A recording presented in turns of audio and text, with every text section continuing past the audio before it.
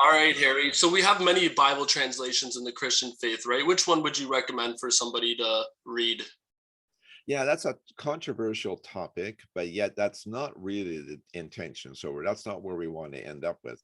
But there's a topic called bibliology, and that is what it's a slang word in a way, but it's kind of the worship of the Bible. Certain versions, certain translations, and even certain teachers on the radio I've listened to from time to time, and they're really heavy on condemning certain versions and all this kind of stuff and so on, and that is really worrisome to me Yeah, because and it's like the whole aspect, right? Like worshiping the creation instead of the creator. It's the same concept, if you ask me.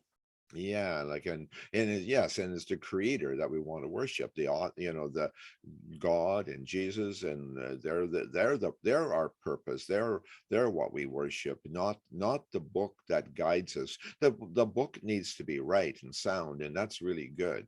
So, but anyways, going to the English language, the first English Bible was.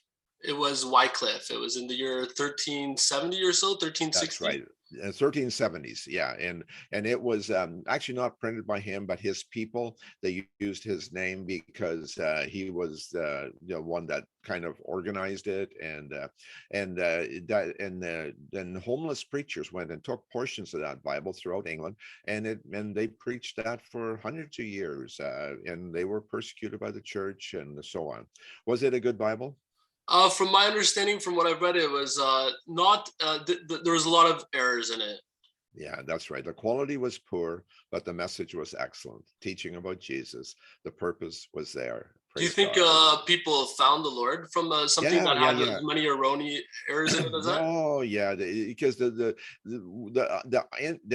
interesting part is that when people make errors and things or whatever, and really it wasn't even intentional, because the Bible was printed out of the Vulgate, the Bible that Jerome printed in the year 400, and he wasn't intending things bad.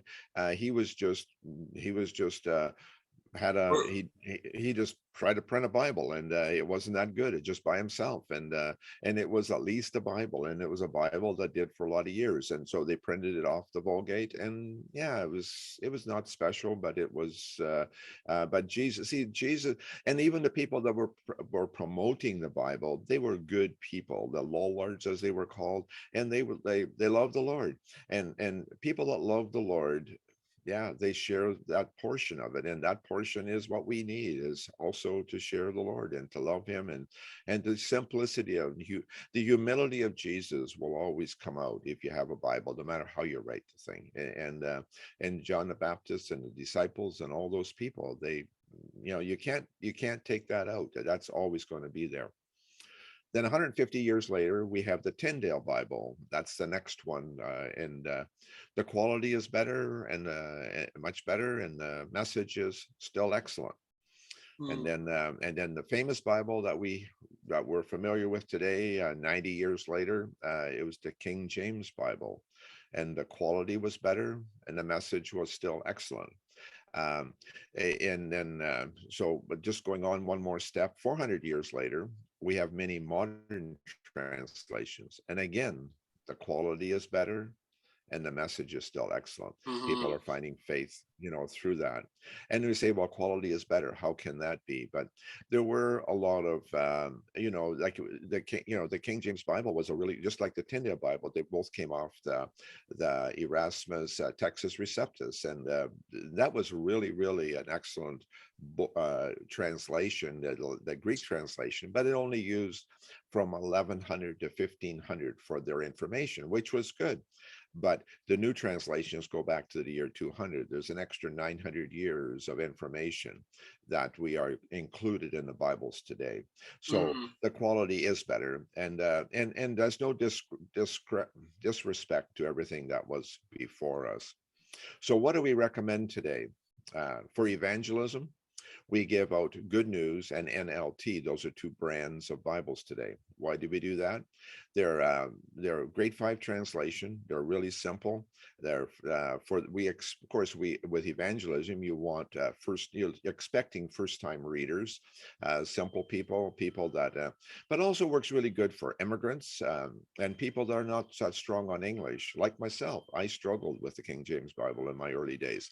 I find the NLT, I used it for a lot of years, because it was really simple, it was really fresh, and so on.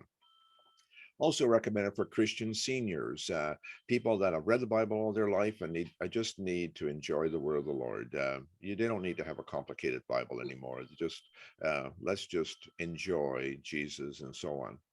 For Bible studies, we recommend NIV, ESV, NASV, Yeah, grade those 8. the grade 8 level. I liked how you put it right there, right? Especially the beginning ones like the NLT and Good News is like a grade 5 level. It's a simpler English, but if you want to study the Bible, yeah, the grade 8 level, like the NIV, NASB, ones like that are on point.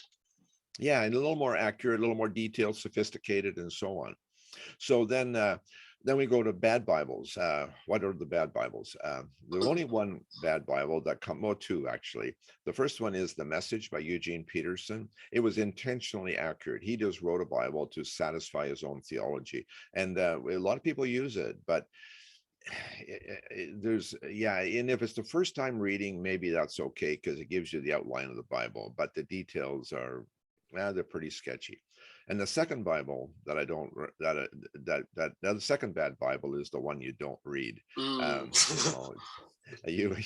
It's every Bible, really every Bible will find you Jesus. It is so, and that is really the point. The point is if we can find him and develop a peace and enjoy with him. My personal belief and suggestion is that every 3 to 4 years, you pick up a new to you translation. Whatever you've been reading before, switch it out and read it. It will be fresh to you and new to your mind. And your mind, you can't read it the same way because you get stumble over the words because you're reading the sentence and it's, oh, okay, now you stop and read the Mm. sentence more accurately. And I find that really helps. And I know for myself, I do this, and it gives me a fresh thrill when I read a Bible that I haven't read for a while. It just kind of it makes me stumble over the verses because Yeah, you're like, haven't. doesn't it say this? I swear that word said that. And then you're like, oh, okay. No, it does. It's interesting. So I really, really encourage people to switch out and read something else for a while, and it'll be fresher and make you think a bit. And For sure. You're not an so autopilot anymore. You just, no, no. it becomes alive again. Because often I read 3 or 4 verses in a common area, and I says, "What did I just read?" And it's, "Oh, slow down." Yeah, exactly. Because you just read it, but the brain didn't register, and so that's no good. So, anyways, those are just some thoughts. Yeah, and we're blessed with a lot of options. The problem is we don't use that many of them today. The Bible's not that desired, but it's still the way home. It's the only way home. It's how God speaks to us. We speak to him through prayer. He speaks to us in our prayer time also, but through the word is how the Lord speaks to us and gives us his instruction and his desires for our life. Amen. Thanks a lot for this, Harry. Thank you.